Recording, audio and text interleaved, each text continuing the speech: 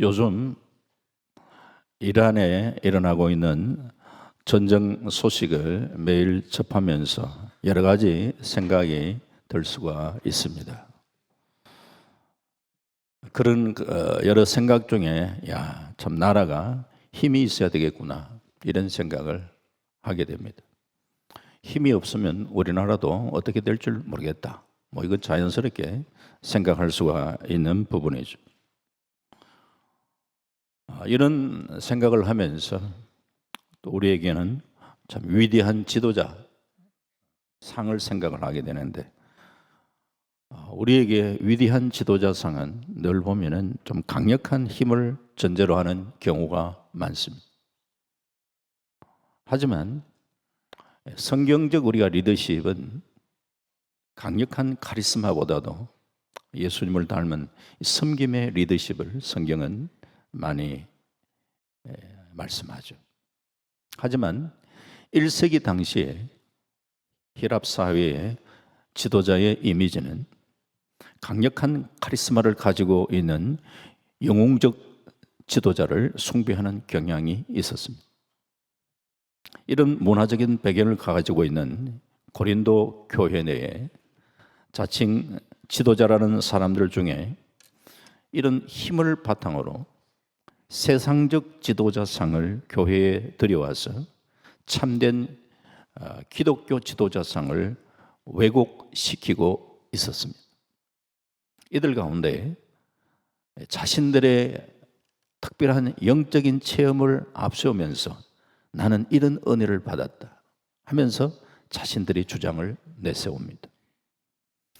이들이 볼 때에 사도 바울은 강력한 지도자가 아니었습니다. 왠지 약해 보였습니다.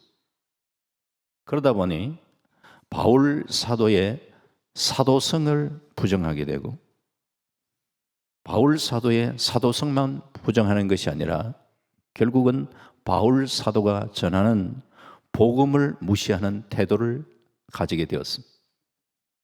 바울 사도는 이러한 고린도 교회를 향하여 또다시 편지를 써서 그들에게 권면을 하고 있습니다. 사실 기독교적인 지도자상은 예수 그리스도를 모델로 삼기 때문에 세상의 지도자상과는 좀 차이가 납니다. 위대한 기독교의 지도자상은 겉으로는 전혀 강력한 지도자처럼 보이지 않을 수가 있습니다. 바울은 자신 문제로 인하여 자신이 전하는 복음이 훼손되고 있다라는 이런 부분에 있어서의 문제의식을 가지게 됩니다. 그래서 바울 사도는 부득이 자신이 14년 전에 낙원을 다녀왔던 그 경험을 조심스럽게 꺼내고 있습니다. 이 특별한 경험도 자기 자랑이 될까 봐 정말 조심을 하고 있습니다. 그러면서 그가 경험했던 얘기를 다 얘기한 것도 아니고 잔십시 끄집어내다가 이런 경험을 한 나를 하나님께서 자만하지 않도록 육체의 가시를 허락하셨다, 이런 말씀을 하고 있습니다. 그러면서 자신의 경험한 것을 내세우기보다도 오히려 내가 약할 때의 강함이라 하는 말씀을 얘기를 하고 있습니다. 오늘 우리 그리스도인들이 능력 있게 산다는 게 과연 무언가? 세상적으로 남부를 곳이 없는 재력과 권세를 가지고 목에 힘을 주고 사는 그런 생활을 말하는 것은 아니죠. 하늘 영광을 경험했던 사도 바울이 그리스도인의 참된 능력은 어디에서 오는지를 지금 현재 말씀해 주고 계시는데, 오늘도 우리는 이 말씀을 좀 잘 한번 새겨보시면서 우리 그리스도인들로서 능력 있는 삶을 살아갈 수 있는 저와 여러분 되시기를 주의 이름으로 축원합니다. 첫 번째 살펴보려고 하는 것은, 우리 다 약한 부분이 있잖아요. 약할수록 하나님을 더 의지하며 살아야 합니다. 그게 능력 있게 살아가는 삶의 비결이죠. 하나님께서 귀하게 쓰시는 하나님의 일꾼들의 모습을 보면은 그 사람이 남자이건 여자이건 자신의 약함을 아는 자입니다. 사도행전에서 사도 바울이 선교 여행을 할 때에 어떻게 고린도를 가게 됐는가를 보여줍니다. 사도행전 18장을 보면요, 바울이 고린도에서 복음을 전할 때에 많은 대적들이 회방을 놓았습니다. 그렇지 않아도 바울이 고린도를 갈 때는 마음이 많이 약해져 있는 상황이었습니다. 이유는 뭐냐? 사도 바울이 고린도를 가기 전에 아덴이라는 곳에 가서 복음을 전합니다. 이 아덴은 오늘날 아테네, 철학의 도시. 그곳에서 많은 철학자들 앞에서 복음을 전하는데 어떻게 하면은 그들에게 맞는 좀 복음을 좀 접근을 하려고 아주 이렇게 노력을 많이 한 것 같아요. 철학적으로 좀 접근을 해보려고 노력했는데 열매를 많이 거두지를 못합니다. 사역자가 열심히 복음을 전하여 많은 열매를 거두었을 때는 힘이 날 텐데 별로 열매를 거두지 못한 그런 상황에 굉장히 위축이 되었습니다. 위축된 마음을 가지고 무거운 마음이죠. 그 뒤에 아덴을 거쳐서 간 곳이 고린도를 가게 되었습니다. 그런데 지금 고린도에 갈 때 많은 대적들이 있고 하니까 고린도전서 2장 3절에 바울의 심정을 이야기합니다. 함께 봅니다. 시작. 내가 너의 가운데 거할 때에 약하고 두려워하고 심히 떨었노라. 평소 우리 바울의 모습은 아니죠. 아덴에서의 큰 열매를 거두지 못하고 고린도로 갔을 때에 그때의 바울의 마음이 얼마나 위축되어 있었던가. 약하고 두려워, 심히 떨었다 그랬어요. 이렇게 약해져 있을 때에 참 하나님은 우리 약함을 잘 아시죠. 그래서 바울 사도를 신방에 오심. 사도행전 18장 9절 10절에 이렇게 얘기합니다. 같이 봅니다. 시작. 밤에 주께서 환상 가운데 바울에게 말씀하시되 두려워하지 말며 침묵하지 말고 말하라. 내가 너와 함께 있으며 어떤 사람도 너를 대적하여 해롭게 할 자가 없을 것이니 이는 이 성 중에 내 백성이 많음이라 하시더라. 아멘. 여기에 밤에 주께서 환상 가운데, 환상과 꿈의 차이. 꿈은 잘 때 꾸는 게 꿈이고 환상은 잘 때가 아니고 깨어있을 때 보는 게 환상이에요. 밤이지만서도 잠잘 때 본 게 아니라 환상 가운데 주님이 나타나셔서 위로하시는 거예요. 이렇게 힘든 가운데 주님의 위로와 격려를 더듬고 그러면서 바울이 고린도 지역에서 교회를 세우고 한 1년 반쯤 있다가 그 도시를 떠나서 에베소로 갑니다. 그런데 고린도 교회에는 계속해서 문제가 발생되고 있다는 소식을 저는 듣고 있습니다. 고린도 교회 안에 나는 바울파, 아볼로파, 게바파, 그리스도파 하면서 파당이 나누어지고 교회 안에 부도덕한 그런 일들이 일어나고 그러다 보니까 여러 가지 심각한 문제들이 발생합니다. 그래서 바울은 고린도 교회가 당면한 문제들에 대해서 편지를 써서 가르치기도 하고 또 그것도 부족할 때 직접 고린도 교회를 방문해서 권면하기도 하고 하지만 문제는 여전히 남아있는 그런 상황입니다. 이들 중에 자신이 받은 이 영적 체험을 자랑하면서 사도 바울은 옳은 지도자가 아니야 하면서 지금 또 반박을 하고 하는 그런 상황이에요. 바로 이런 상황에 사도 바울은 고린도후서를 시작하면서 그동안 자기가 당했던 위기에 대한 먼저 기록을 합니다. 고린도후서 1장 8절에 그런 이렇게 얘기를 합니다. 또 다시 한번 같이 봅니다. 시작. 형제들아 우리가 아시아에서 당한 환난을 너희가 모르기를 원하지 아니하노니 힘에 겹도록 심한 고난을 당하여 살 소망까지 끊어지고 사도 바울이 얼마나 힘든 상황에 직면해 있었으면 살 소망이 끊어지는 그런 상황에 직면을 하게 됩니다. 왜 이 사실을 지금 이야기하고 있는가? 내가 복음을 전가하다가 살 소망까지 끊어졌던 그런 이렇게 심한 고생을 했다. 그러니까 내가 이렇게 고생했는가 알아달라. 고린도 교회를 향해서 동정을 얻기 위해서 동정심 유발을 하기 위해서 그런 얘기하는 게 아니란 말이에요. 그러면서 형제들아, 우리가 아시아에서 당한 이 환난을 너희가 모르기를 원하지 않는다라고 왜 그렇게 얘기를 하는가? 바울은 정말 살 소망이 끊겨지는 그와 같은 극심한 고난에 대한 얘기를 하는 이유가 바로 그 다음에 1장 9절 말씀 때문에. 같이 봅니다. 시작. 우리는 우리 자신이 사형 선고를 받은 줄 알았으니 이는 우리로 자기를 의지하지 말고 오직 죽은 자를 다시 살리시는 하나님만 의지하게 하심이라. 아멘. 그가 자신의 문제를 이렇게 정직하게 이야기하고 있는 이유가 뭔가? 이렇게 내가 살 소망이 끊어질 정도의 그런 극심한 환난과 어려움을 겪었던 이유를 이야기하는 것은, 우리가 살아가다 보면 생각지 않은, 예기치 못한 이런 극심한 어려움을 겪을 수가 있을 텐데, 그때에 우리가 해야 할 자세는 죽은 자를 살리시는 하나님만 의지하는 이것을 가르치기 위함이라는 거예요. 내가 그 상황 속에서 어떻게 그 문제를 극복했는가? 죽은 자를 살리시는 하나님만 의지하면서 내가 그 문제를 극복했다 하는 것을 지금 강조하기 위해서입니다. 그렇기 때문에 바울은 내가 약할 그때는, 그 순간은 하나님을 더 의지해야 할 때다. 그래서 그 하나님을 더 의지함으로 내가 강함을 덧입었다라는 사실을 그는 그가 경험했기 때문에 그걸 얘기하는 거예요. 그렇기 때문에 자신의 약함은 결코 부끄러운 게 아니라는 거예요. 내가 연약할 때에, 그때에 하나님을 더 철저하게 의지하는 믿음의 삶을 우리는 살아갈 수 있기를 바랍니다.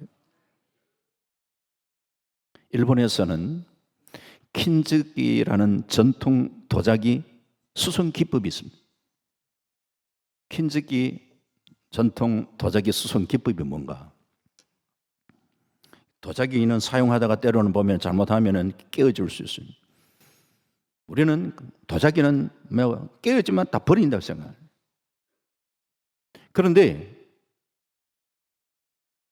이 사람들은 깨진 도자기를 버리지 않고 이걸 하나하나 다 붙이는, 완전 원상 회복을 해요. 아무리 원상을 회복하지만서도 깨어진 곳을 붙였으니까 그게 다 금이 다 나와 있습니다. 금이. 하지만 그들은 생각하기를 도자기를 사용하다가 깨어지는 것은, 그것은 이 그릇의 역사다. 깨어짐도 이 그릇의 역사다. 그것을 그냥 그대로 수용을 하고, 그냥 깨어진 그것을 그냥 원상으로 다시 다 이렇게 회복을 합니다. 하면서 이제 깨어진 그 틈이 이렇게 다 나와 있는데, 이것을 의도적으로 잘 디자인을 하는, 그 흠 있는 부분을 아름다움으로 전환시켜 나가는 거예요. 이렇게 해서 오히려 그것이 표현을 할 때 빛나는 흉터가 되는, 그 덕분에 세상에서 하나뿐인 그런 예술품으로 새롭게 등장을 하게 된다는 거예요. 그렇게 깨어지는 것도, 그렇게 깨어지는 것은, 깨어지는 것도 다양하게 깨어있지만 그런 모습으로 깨어지는 것은 그 도자기밖에 없다는 거예요.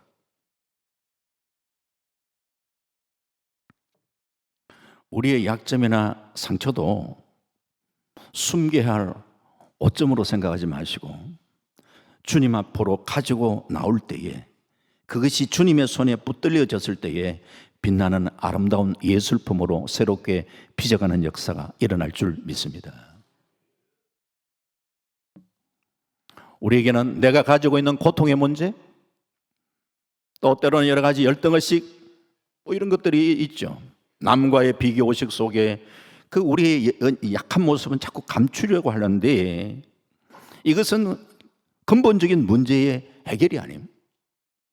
자신의 연약함을 인식할 때에 있는 모습 그대로 주님 앞에 가지고 나오는 자세가 필요하다.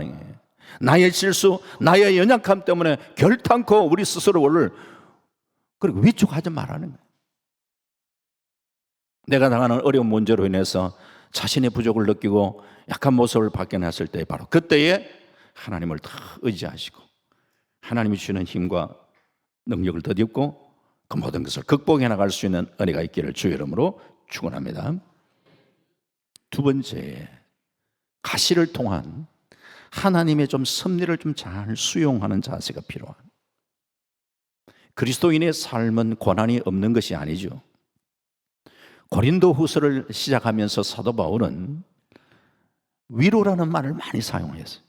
위로. 고난이 없으면 위로가 필요 없습니다. 바울은 어려움 속에 자신이 직면했을 때에 주님의 위로하심으로 새 힘을 얻었다라고 고백합니다. 마찬가지로 이런 위로를 경험한 사람은 다른 사람이 어려움 가운데 있을 때에 자신이 받았던 그 위로를 가지고 다른 사람을 위로해 줄 수 있는 자리에 서게 됩니다.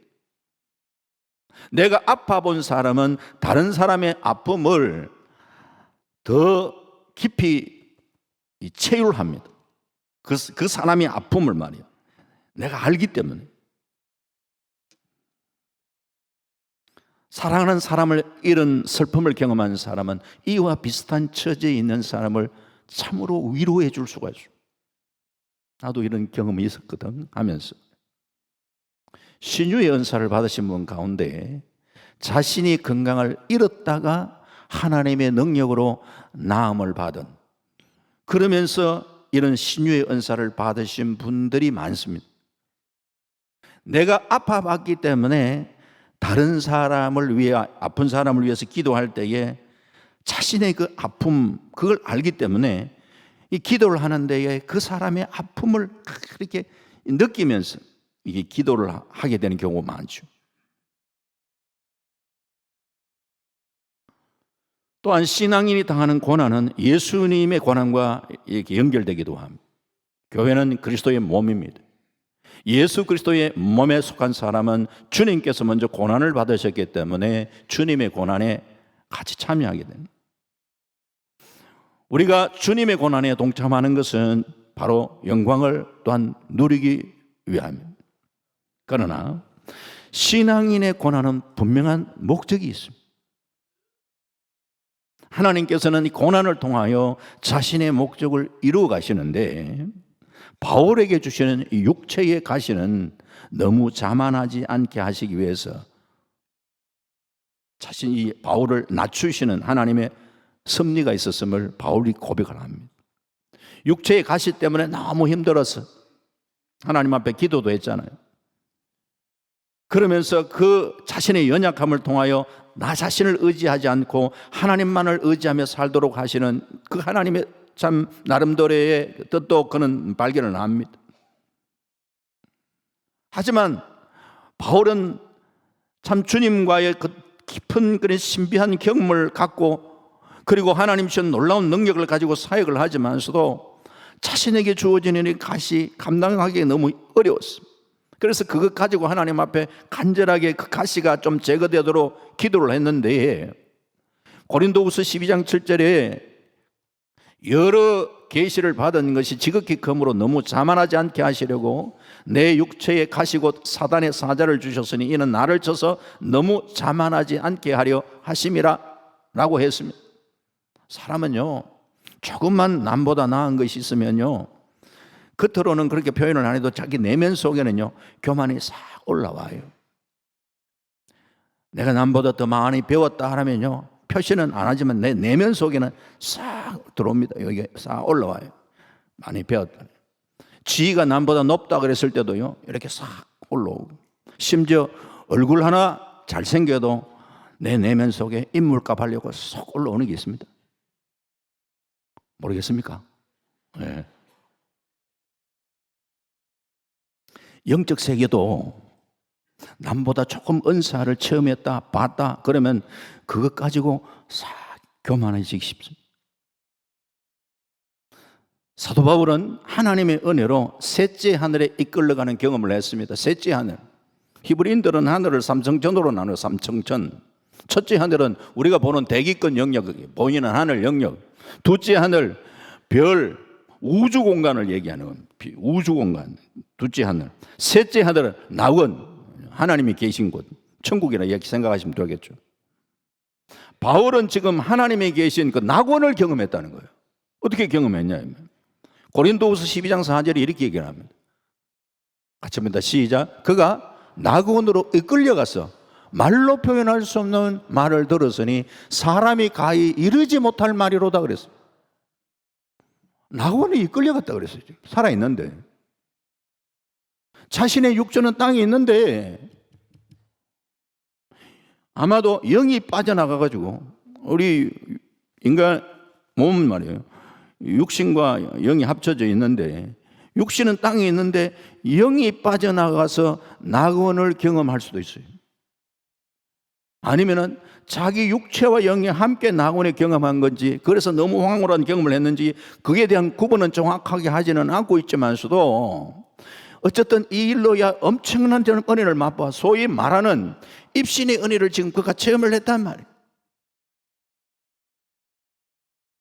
너무너무 큰 은혜를 맛보았는데, 사람이 뭐 천국 왔다 갔다 하는 사람, 뭐 경험했던 사람도 있고 하면은 그런 경험을 내가 천국 봤다 얘기하고 싶잖아요.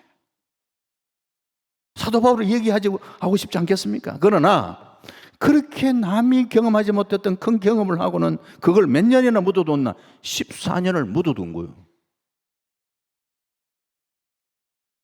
고린도 후서가 기록될 당시 기록은 보면 AD 55년, 56년으로 보통 그걸 보고 있습니다.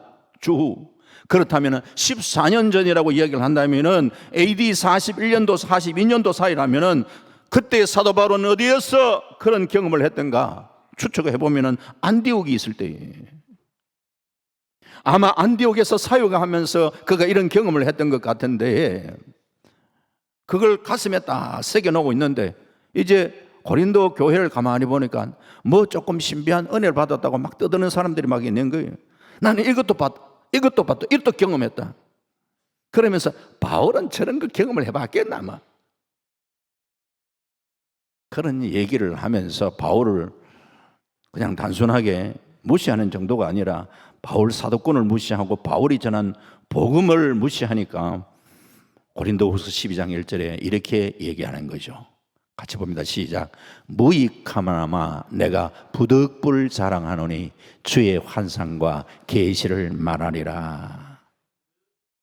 내가 말할 수, 겨우겨우 내가 말하지 않으면 안 될 그런 상황이 되어서 조금 내가 부득불 내가 참 이걸 얘기한다. 부득불. 그러면서 자신이 경험한 거 자세하게 얘기도 하지 않습니다. 그리고 오히려 자신이 받았던 그 은혜가 사실은 엄청난데 하나님 자신을 자만할까, 그게 우려가 되어서 육체의 가시, 사단의 사자를 사실 주셨다라고 이야기를 하네요. 육체의 가시가 무엇인지는 명확하지는 않아요. 추측만 하지. 바울이 그럼 예수 믿는 사람 핍박하려고 이 다메섹 도상까지 그냥 사람, 예수 믿는 사람 잡아 가두려고 그렇게 가다가 부활의 주님을 만나.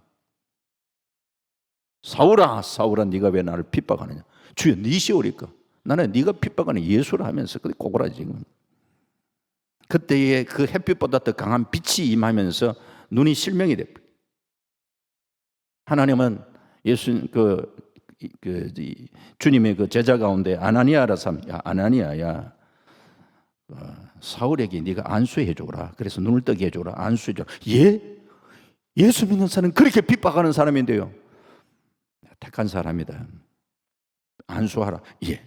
그러면서 아나니아가 사울에게 안수를 하니까 눈에 비늘같이 벗어지는데, 그럼에도 불구하고 아마 완벽하게 회복된 것은 아니지 않는가 생각돼. 눈을 새로 보기는 봤는데 어디에서 그렇게 생각할 수가 있느냐?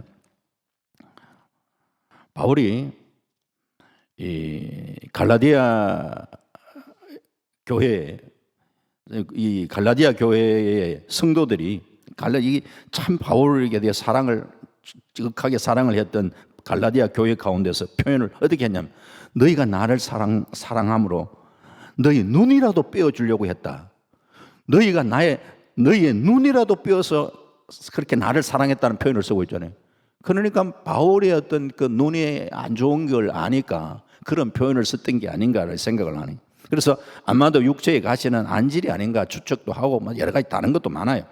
하지만 바울은 기도하면서 하나님께 자신의 그 육체의 가시 이거 좀 제거해달라고 하고 하는데, 이제 기도하다가 그 육체의 가시를 주신 이유를 알아낸 것이, 네가 너무 자만하지 않도록 하기 위해서 하나님은 자신을 낮추는 거예요. 내가 한 게 아니다. 저는 능력이 없습니다. 내가 한 것 아닙니다. 병자를 낫게 한 네가 한 것 아니다. 저는 보잘것없습니다. 낮추는. 그래서 14년 동안을 다 그냥 간직하고 있습니다. 사역자 입장에서요, 이해하지 않는 그런 경험을 할 때도 많습니다. 때로는 우리가 다른 사람을 위하여 우리가 병이 들고 하면 일반적으로 의사를 찾아가서 약도 먹고 그래 해야 되지. 그게 일반적이에요.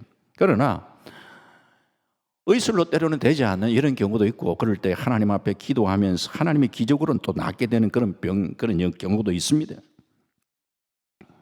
그렇게 해서 기도를 해서 병이 벌떡벌떡 이렇게 낫고 호전되고, 이야, 하나님이 고치셨구나, 하나님이 놀라운 기적을 행하셨구나, 이런 역사들이 일어나는데, 정작 그렇게 기도해 줬던 자신의 병이나 아니면 자기 가족의 병약한 문제는 기도해도 잘 고쳐지지 않는 경우가 많습니다. 왜 그럴까 생각해 보면 답이 나옵니다. 자신의 문제가 전혀 없고, 그럴 때 야, 내가 기도하면 벌떡벌떡 이런 역사가 막 일어나는구나, 내가 뭘 했구나 라고 생각할 가능성이 높습니다. 그런데 자기 병은 기도해도 잘 안 나아요. 자기 가족 문제 병 기도해도 잘 안 나아요. 내 능력이 아니구나. 하나님이 잠시 나를 사용하셨구나. 그래서 나를 통하여 다른 사람을 그렇게 하나님께서 낫게 하셨구나, 내가 아닙니다 하는 사실을 늘 잊지 않도록 하시기 위해서, 겸손하게 하시기 위해서 그렇게 하시는 경우가 많습니다. 이처럼 고난의 가시에 하나님의 섭리가 있습니다. 오늘 우리에게도 나를 찌르는 가시가 있는 사람 많습니다. 그것만 생각하면 내 마음이 아파오는 그런 문제가 내 안에 있는 사람이 있어요. 그런데 이 가시가 그리스도 안에서 새롭게 발견될 때에 이 가시가 꼭 나를 찌르는 가시가 아니라 어쩌면 나를 더 완성시키고 더 훌륭한 그리스도인의 성숙한 사람으로 만들어가기 위한 하나님의 섭리가 그 속에 있는 줄 그렇게 믿으시고 수용할 수 있기를 바랍니다. 가끔 TV 같은 데 보면은 6.25 때 잃었던 가족을 찾거나 아니면 집이 너무 가난해가지고 그 부모가 자식을 고아원에 맡겨 놓았는데 부모의 실수로 어릴 때 헤어졌던 이 자녀들이 이제 성장해가지고 부모를 찾고 가족을 찾아주는 그런 프로그램이 가끔 방영될 때가 있잖아요. 너무 오랜 세월이 흘러가 보다 보니까 정말 자기 핏줄인지 봐도 잘 모를 정도로 분간이 힘든 그런 경우가 있는 거예요. 어릴 때 헤어졌기 때문에. 또 그럴 때 이런 이렇게 경우가 있는 경우도 있어요. 막 이렇게 서로 찾는데 우리 집 아이는요, 어릴 때에 왼쪽 다리를 다쳐가지고 허벅지 부분에 큰 상처가 있습니다. 이런 얘기를 하면 저쪽에서 맞아요. 제게 그런 흉터가 있어요. 남아있어요. 이런 답변을 하면서 서로 혈육을 찾았다고 펑펑 우는 그런 장면을 보기도 하는 거예요. 어릴 때 다친 상처, 참 안 그래도 어렵고 힘들대 어떻게 또 이런 상처까지 안고 이게 내 인생에 이게 무슨 큰 도움이 될까 생각하며 아마 살아왔을 텐데, 그런 몸의 상처까지라도 자신의 혈육을 찾는 결정적인 단서가 될 줄 어떻게 알았냐 말이에요. 우리는 육체의 가시가 있고 상처가 있으면 무조건 없었으면 좋겠다고 생각하지만, 하나님은 그 상처까지도 하나님의 손에서 이것을 하나님께서 원하시는 모습으로 그렇게 사용하시는 줄 믿으시기 바랍니다. 이걸 믿음으로 받아들입니다. 그러면은 디모데전서 4장 4절 말씀처럼 말이죠. 같이 고백합니다. 시작. 하나님께서 지으신 모든 것이 선함에 감사함으로 받으면 버릴 것이 없나니. 감사함으로 받으면 버릴 것이 없다 그랬어요. 예? 물이 정수기를 통과하면 깨끗한 물이 나오는 것처럼 우리는 다양한 여러 많은 일들을 경험을 할 때에 그것이 우리의 삶 속에서는 감사의 필터를 통해서 그게 나에게 수용될 때에 그 모든 것을 감사로 받아들일 수 있는, 여러분들에게서는 감사의 필터를 통하여 모든 사건들을 믿음으로 수용할 수 있는 그런 삶을 살아갈 때에 여러분들의 삶은 변화의 역사가 나타날 것입니다. 감사함으로 받으면 버릴 것이 없다고 그랬잖아요. 내게 주신 가시까지 하나님의 손에 드려질 때 이것이 나를 은혜로 이끌어주는 도구로 사용하실 줄 믿고 자신감을 가지며 살아갈 수 있기를 바랍니다. 마지막 세 번째, 이 약함 속에 우리는 주님의 능력을 체험하며 살아가야 하는 거죠. 고린도후서 12장 10절 하반부에 바울은 내가 약할 그때 강함이라, 약할 그때 강함이라, 자신의 약함을 아는 자는 하나님께 더 매달리는 삶을 산다 했습니다. 이때에 더 큰 능력을 체험하는 거죠. 바울 사도는 그가 낮아지고 약해졌을 때에 자신을 일으켜주시고 세워주시고 자신을 강하게 하시는 그 하나님의 은혜를 체험하며 살았던 사람입니다. 그러므로 그는 다 낮아지려고, 그리고 약할 그때가 강함이라, 약한 그것이 그게 부끄러움이 아니다는 거예요. 그러면서 고린도후서 12장 9절에 같이 봅니다. 시작. 나에게 이르시기를 내 은혜가 내게 족하도다. 이는 내 능력이 약한 데서 온전하여짐이라 하신지라. 그러므로 도리어 크게 기뻐함으로 나의 여러 약한 것들에 대하여 자랑하리니 이는 그리스도의 능력이 내게 머물게 하려 함이라. 주님의 능력이 내 안에 머문다는 거예요. 주의 임재함을 경험한다는 거죠. 내가 약할 때.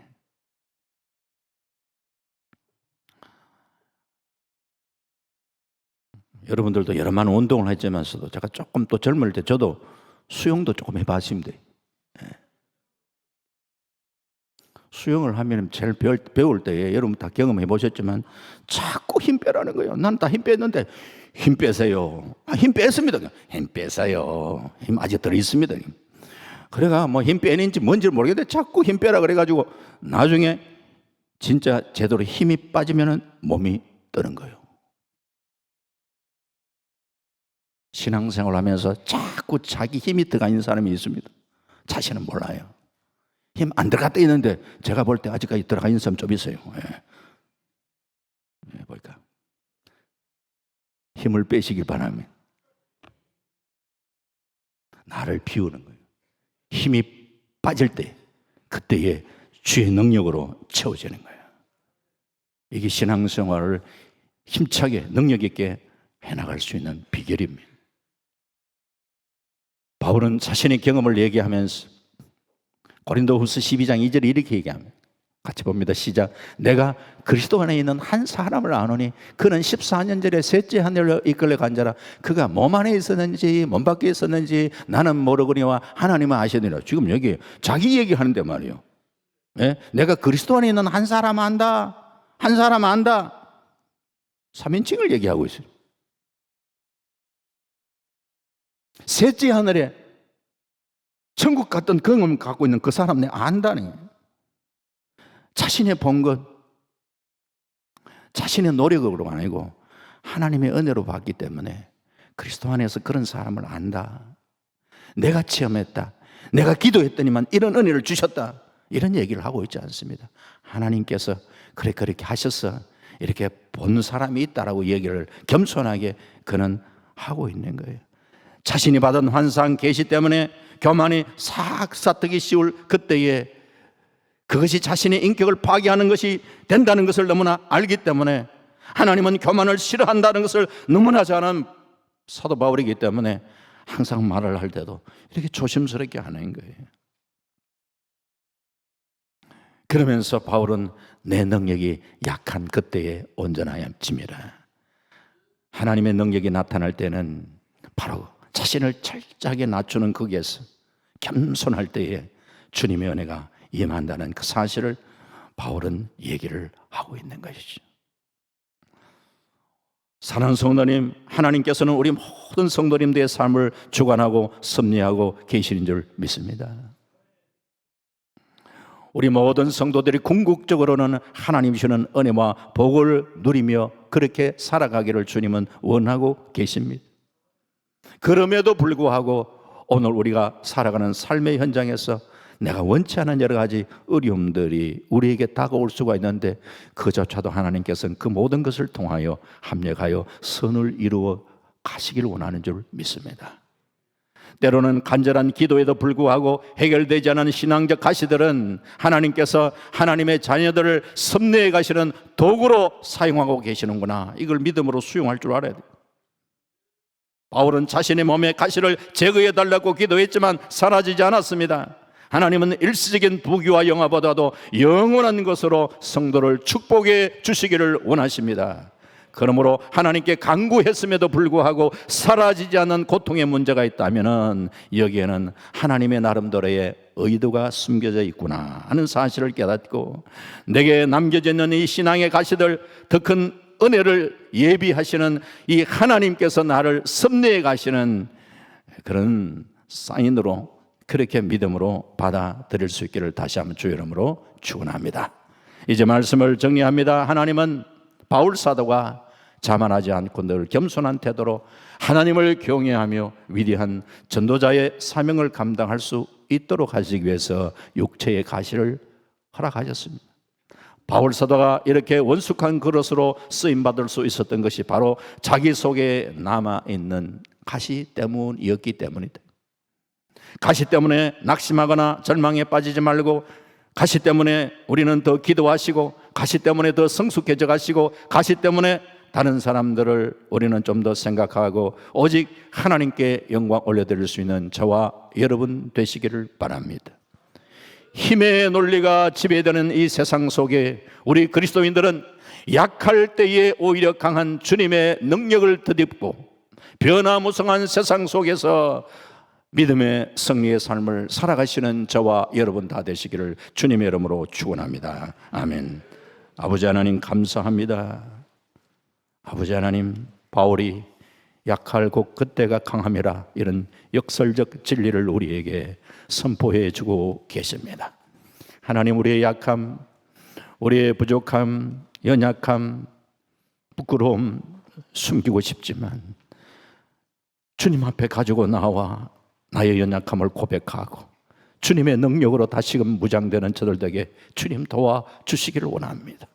우리의 육체에 가시가 있게 하나님, 그것이 나를 겸손케 하는 것이라면 아버지 하나님, 믿음으로 잘 수용할 수 있는 저들 될 수 있도록 하나님 도와주시고, 늘 약할 그때 하나님을 더 의지하며 주님이신 능력과 권능을 덧입고 이 땅을 사랑하며 승리의 삶을 살아갈 수 있는 우리 모든 성도들 될 수 있도록 인도하여 주시옵소서.